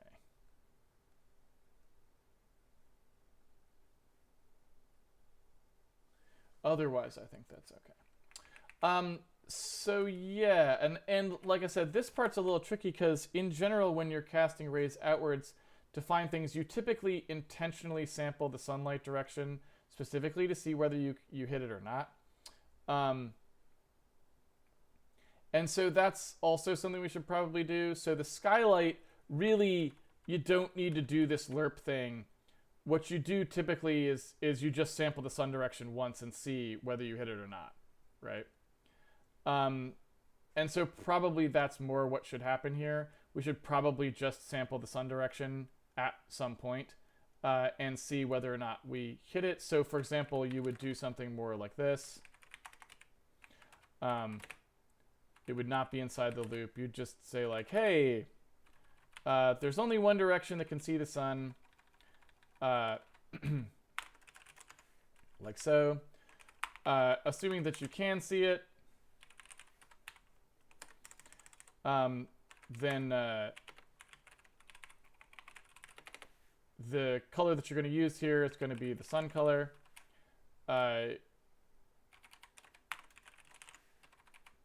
It'll just go ahead and do all of the summation here for you. And in this case, then we don't really have to do this anymore. It's just like use color equals sky color. Right. And what we could do is like pull out those two samples. We could maybe like make a little thing that like sums samples for us, which would be nice. So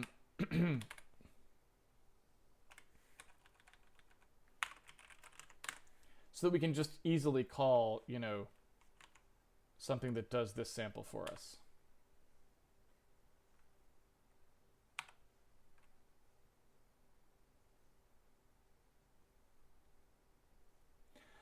And so again, I think part of the problem here is that everyone can really see the sun. We're kind of wide out.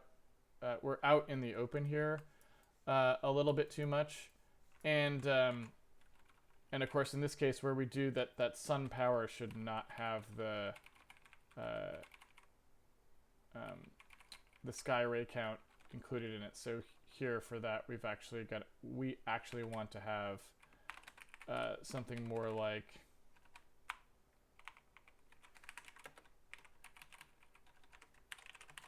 this.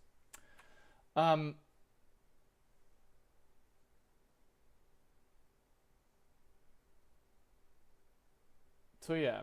So we've got about 15 minutes left. I think that's what I'll do. I'll just try and start to make this a little bit more rigorous so we can start to converge on a good lighting solution.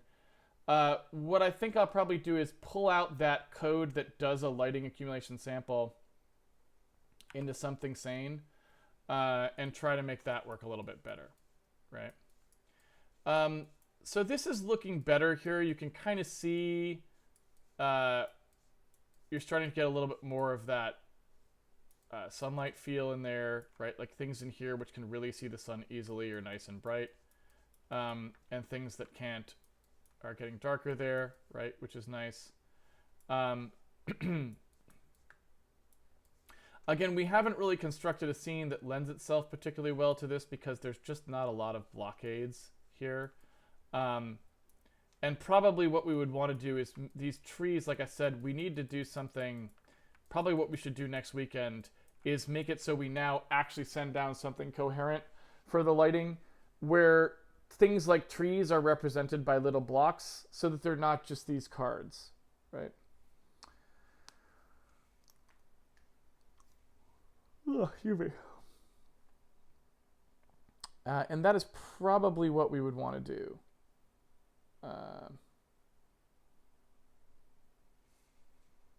Yeah. So let me pull out that piece of code, and that can be the last thing that we do today. Essentially, this code here kind of wants to just be a thing, I think.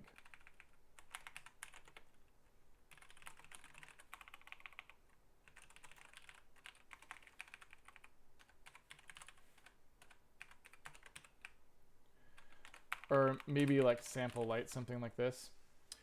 And so what we do there is we would pass the lighting solution. We would pass the ray.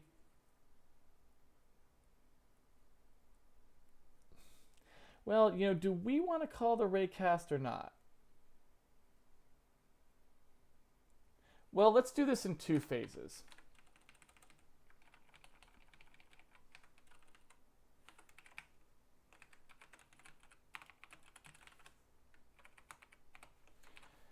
So let's try it this way. Let's say that we have a lighting element. And what we're going to do is we're going to take a light, and the light has a light color and a light power, right? And it's got a direction.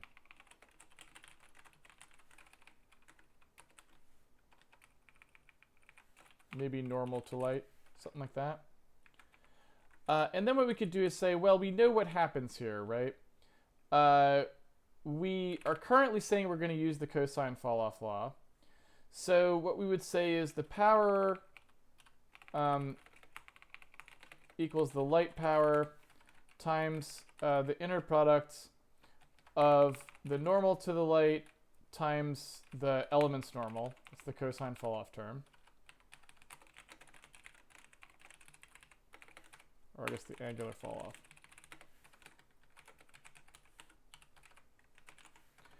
off. And then in here we say, all right, we know that the next emission color therefore needs to be the power times the light color. And then the weight for summing the light direction is going to be whatever the length of the light color is times the power, and that will be the normal to light weighting factor, right? And so this is how you accumulate samples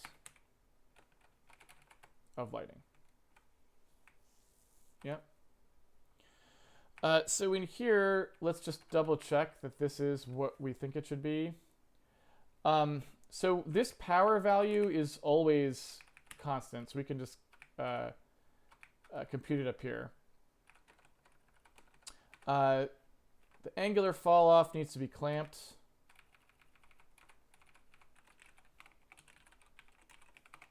Like so. But other than that, this all looks correct. So I think then what we can do is say, yeah, all right. So let's do accumulate sample. We know that we're accumulating a sample into this particular hit. We know the color of the light is the emitter's emit color. We know the light power is the constant light power value that we have there. And we know that the normal to the light is going to be the emitter direction's inverse, right? Because that was, we went from that direction from the emitter to go, so we'd go the other direction to go back, right? So that is a one accumulation. For these other one here, we would do, okay, we want to accumulate a sample. We want to accumulate it into the reference, the reflector that we're looming on, not reference, the reflector that we're on. We want the sky color and the sky power, which in this case is just the sky color alpha value. And we know the direction is whatever the direction is we looked at. For the sun, we know same thing. It's the sun color RGB and the sun color A, and then it's whatever the sun direction is where it was.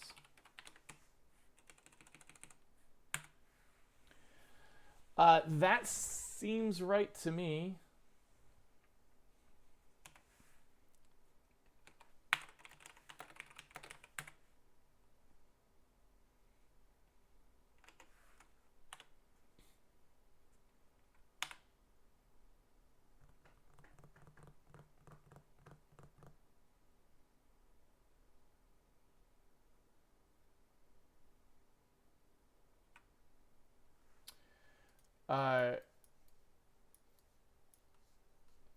And of course the sun is a bit bright, but you know, suns are bright. That's something suns do. So yeah, let's take a look at what happens if we get rid of the sunlight.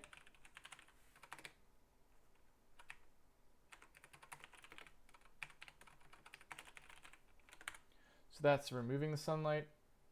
Don't ask me why I closed the game down. I don't know.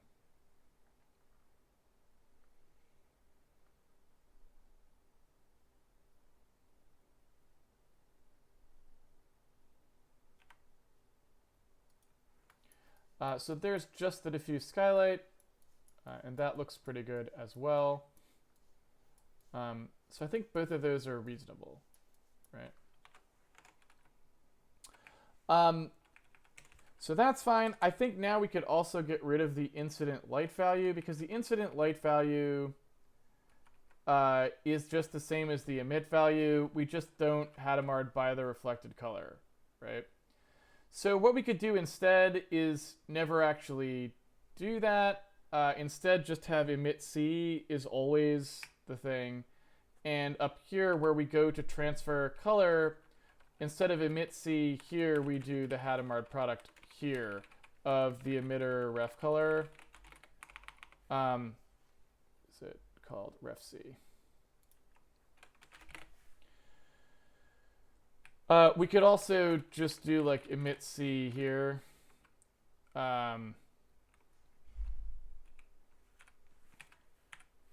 So we grab the emitter, we compute it this way.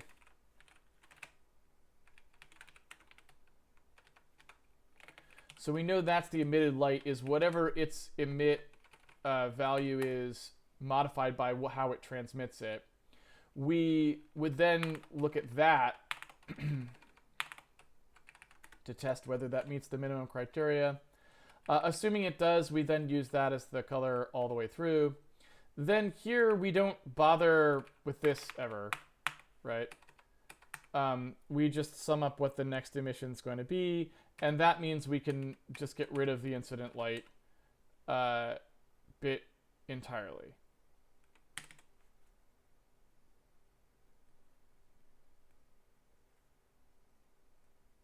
And I think that's just done. So then in the final lighting gather, we don't have to do anything except normalize. And then we can just go ahead and get rid of the incident light. Oops. Because we just don't care about it anymore.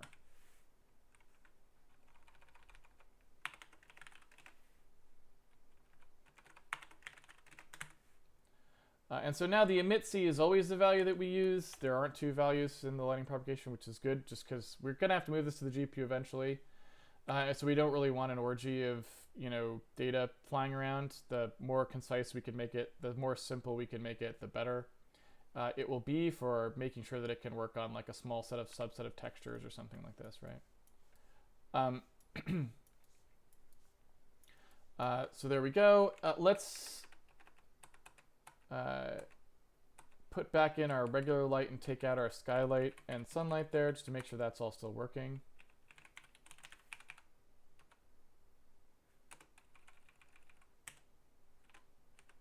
There we go.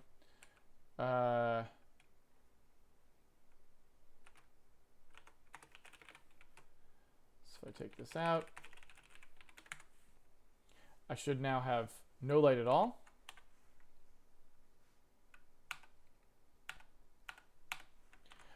And now if I go into world mode and look for the push light, I should be back to having my light source that I can move around. Right. All right. Slowly but surely.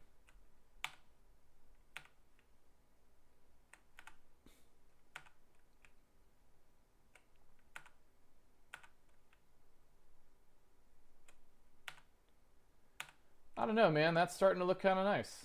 I think we're getting somewhere.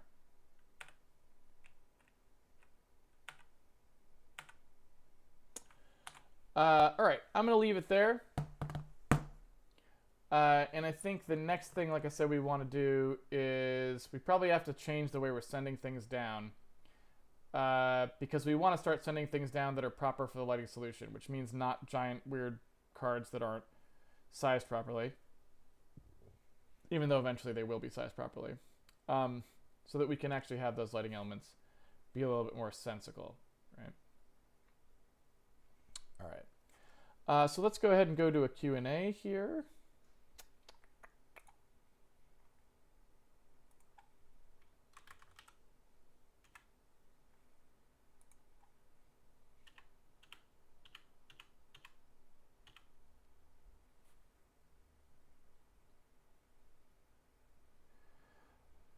Why is there a dark horizontal band on the red-blue voxels approximate the height of the bottom of the push light box? Note possibly fixed at the end of the stream render.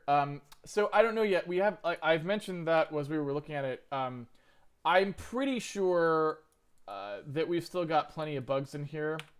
So it's probably just because, hey, yeah, we have to work on how we're interpolating those samples better. But I do think there's some issues there. Now, it may be because of the fact that that actually is somewhat representative of this angular emitter, not being able to shine the light as uniformly because of that. But it's probably not, because if you look at the way it's shaped, this should be kitting out here just fine with regular throw samples. I mean, I could try moving into, well, I can't really move into the tree, unfortunately. I need to turn off the collision detection so I can move this light anywhere I want.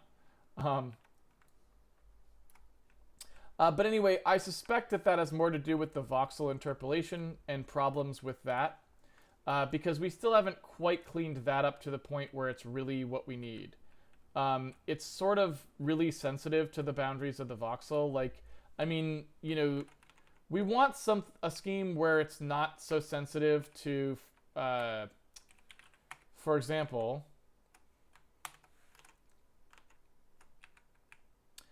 if I go into this and make my voxels, you know, twice as dense in each direction, I want the scheme to still work, right? And, you know, it doesn't, right? Because now the samples are too isolated, so they don't blur with each other properly. And so what we're going to have to do is and this is what we should be doing anyway, is when you look at how we're subdividing up our lighting samples, what we want to do is probably subdivide the lighting samples based on voxel boundaries more. So instead of just blindly subdividing here when we maybe don't even need to, we would want to do something where we look at where the voxel boundaries are and make sure that we've got lighting samples spaced nicely throughout those voxel boundaries so that they blend well, right?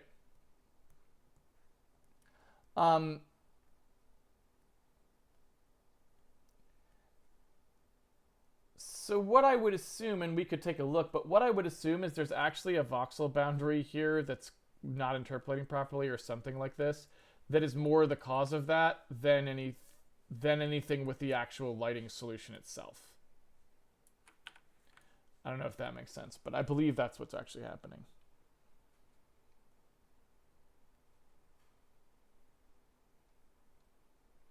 Is there a good tutorial for using modern OpenGL in CAD-like applications where you need to draw many sharp and precise lines and filled planes, mostly in 2D?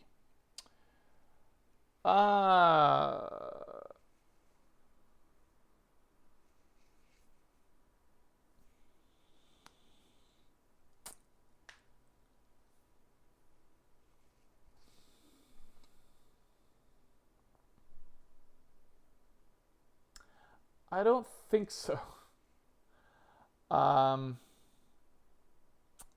Yeah, I mean, I've pointed to this on the stream before, and I do think it's a good place to start, but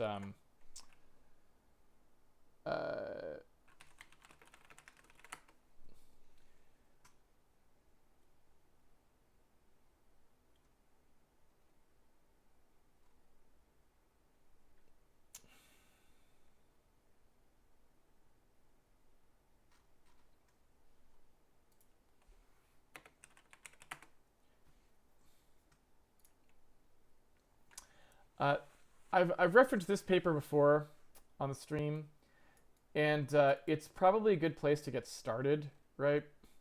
What it is just a collection of shaders that show you how to draw shapes that you might want to draw, right? In a modern context with nice quality filtering built into the shader. And I don't know if that's the kind of thing you're looking for, but, you know,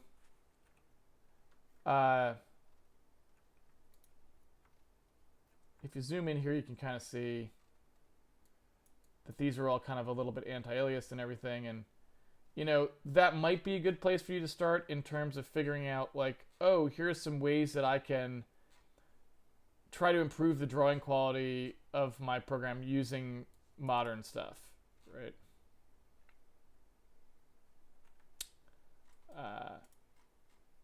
But I don't know. That might not be what you mean, but...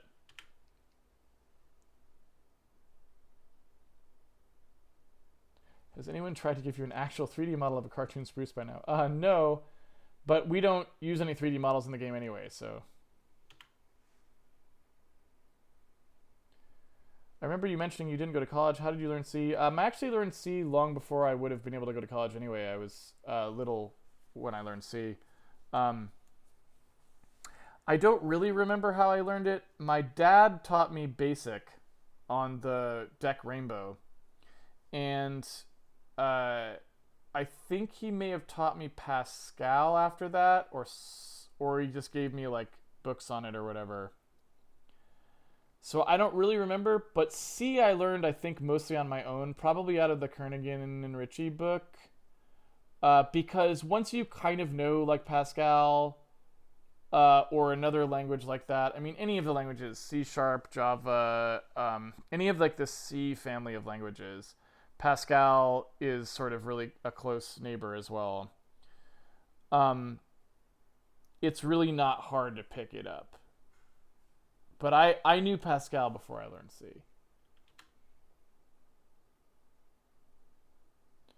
In how much time did you learn game dev? Well, I've been programming. The first program I wrote when I was 7 was a game. It was like a really crappy, like basic printf. Like it wasn't print, it's just print in basic. Where you, I think you could enter a number and it did something. And so I've been programming games. I'm 41 now, so I've been programming games for what is that? 38 years? No, sorry, 30. So 3 plus 4, so 34 years. And I still don't really know game development. I'm constantly like. I mean, you've seen what we've been doing with the lighting, right? That's game development. Like there's so many aspects of game development that aren't done well yet that nobody has learned it yet, right? We're all still figuring it out. Like it's really just that much of an expansive space that I feel like I'm constantly learning every day. And so I don't know. The answer is somewhere over 34 years is how long it takes to learn game development. What's the most oops, I may have deleted the database thing you have seen? Well, probably the one that I can remember in most recent memory is I went to try to update a backup drive, and when I plugged in the backup drive, Windows decided spontaneously to overwrite the master boot table of both the backup drive and the drive I was trying to back up. That's just what disk partition, the disk management thing, decided to do, which knocked me down to only one drive that still had the data on it. I totally lost it. I was so freaked out. But I was able to generate it back from that. But that was terrifying.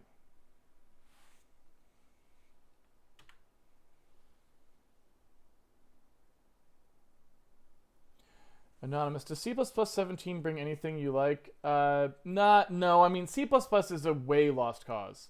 Forget about C++, right? Like, it's good to learn to program C. I think everyone should probably learn to program in C and assembly language because they teach you how to program actual programs, not things that are high-level constructs that maybe someday eventually make a CPU do something, right? But C++ is a waste of time. I mean, it is. It's a lousy language. It's poorly designed. Everything in it is broken. It will not last. Like C++ will not be the thing that games are programmed in the future. There will be a replacement language. It will probably retain a bunch of C-like things, but I strongly suspect that all of the things that C++ does will be jettisoned and they will be replaced by much better constructs that are sane and designed by people who knew what they were doing. So no, C++17, while I haven't read up on much of it yet, I'm sure it's an epic disaster because literally every time the C++ community tries to do something, they design the worst possible version of that thing, and I do not know how they are so consistently that bad. I really don't. I think that's just probably designed by committee because you know that not everyone there is an idiot. I mean, that just can't be true. So it's like something about the process or the tone of C++ just makes it so that somehow they constantly make the worst language decisions you can make. I don't know how. I really don't. You'd think eventually they'd accidentally do something right, but they never do. So I don't know what to say.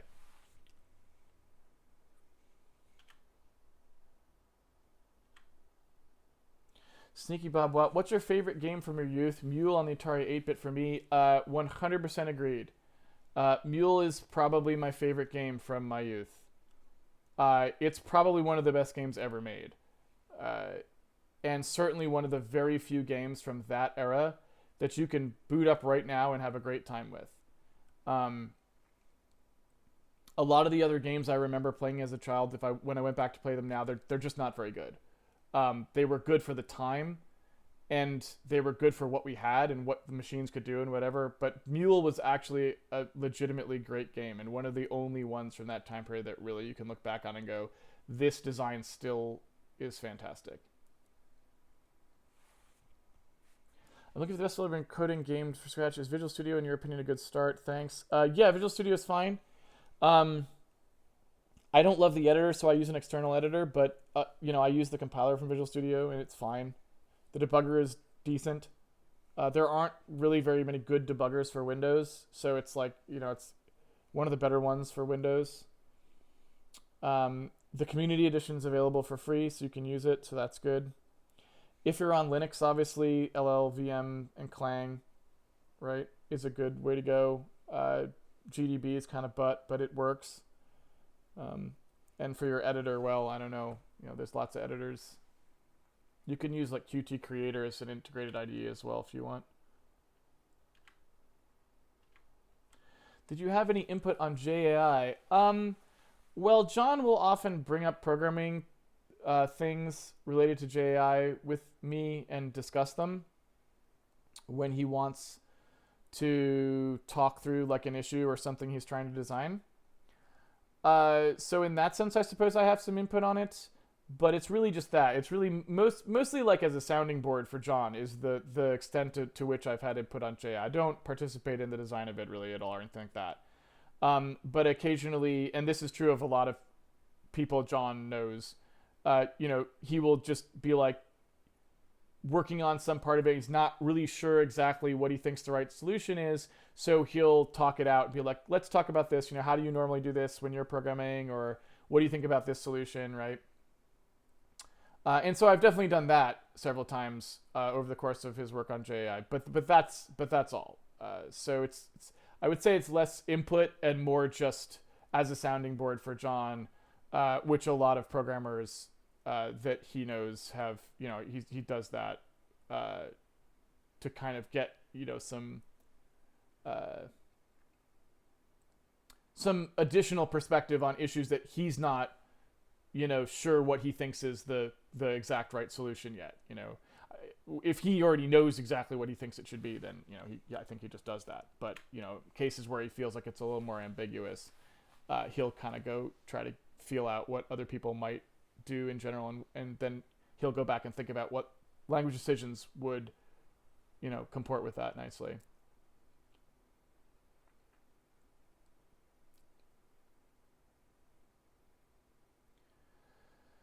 Do you have any language in mind to replace C++? Not particularly. JAI is a great initiative that John's doing, and I'm excited to see what ends up happening with it. I think it's the kind of thing that I will probably work on in the future as well.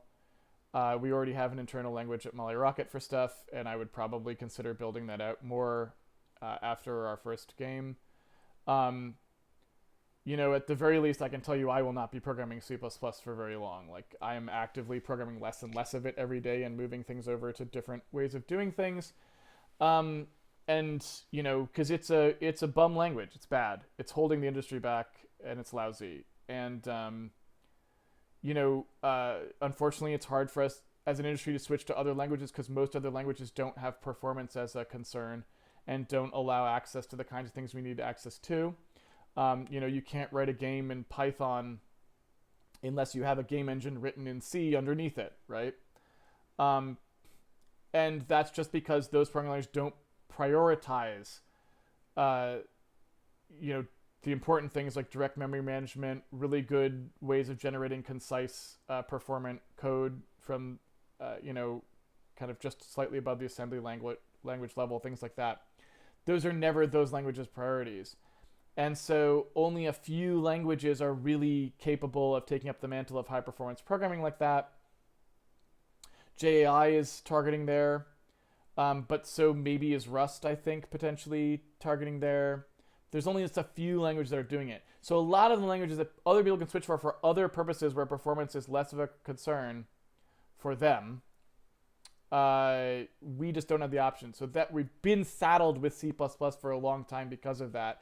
And typically what we have to do in games is write most of the important stuff in C or in C++, and then the like less important code like scripts can be written in other languages like Java or Python or whatever, right? If you want to, if you feel like those languages are an improvement.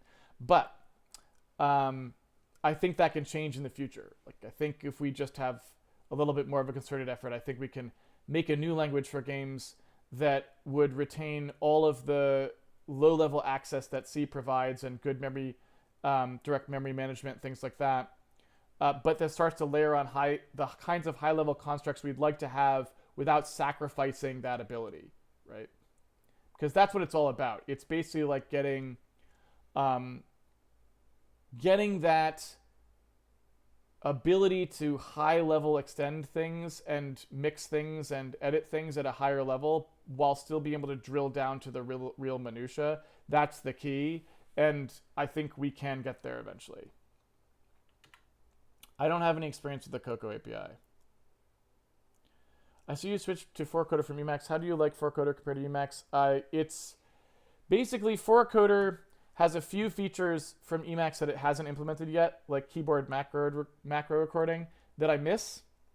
Also, jump to function with autocomplete. I miss those too.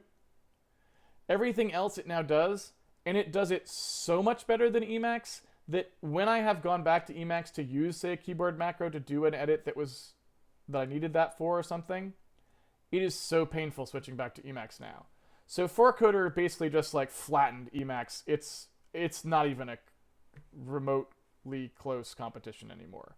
4Coder is light years ahead of Emacs, and the only thing that holds 4Coder back by relation at all is a few features that it doesn't quite have yet. But they are features that's on Alan's roadmap, so by the time he gets to those, I think Emacs is a complete non-issue.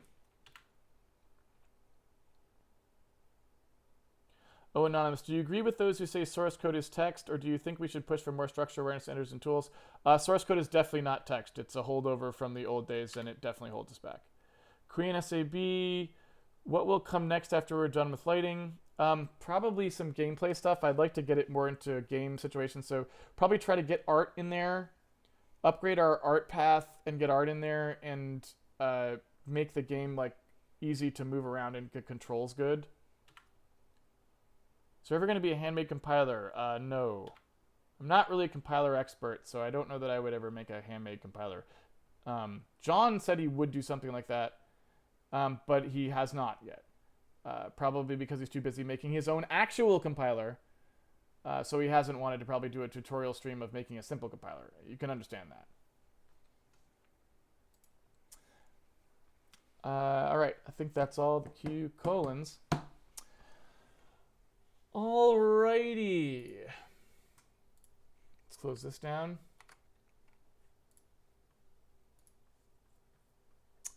Thank you, everyone, for joining me for the episode of Handmade Hero. It's been a pleasure coding with you, as always. If you would like to follow along with series at home, you can always pre-order the game, and it comes with the source code, so you can do your own experimentation with it. We also have a forum site. You can go to ask questions. A new replacement for Patreon, because Patreon imploded. We now have our own way of making pledges that can be used to support community projects like the annotated episode guide and the forums and stuff that are maintained by community members on a mostly volunteer basis. We try to get the money for their efforts. So you can contribute now using not Patreon, using just basic Sundowl subscription, which is kind of nice and a lot cleaner, actually.